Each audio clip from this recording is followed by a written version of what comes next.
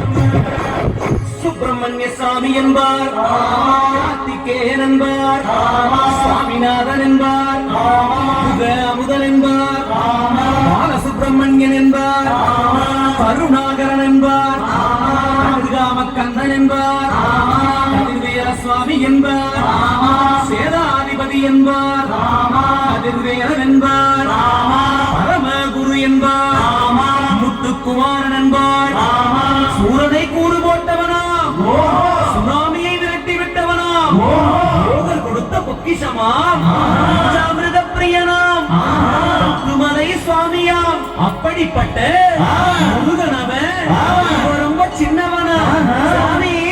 சின்ன சின்ன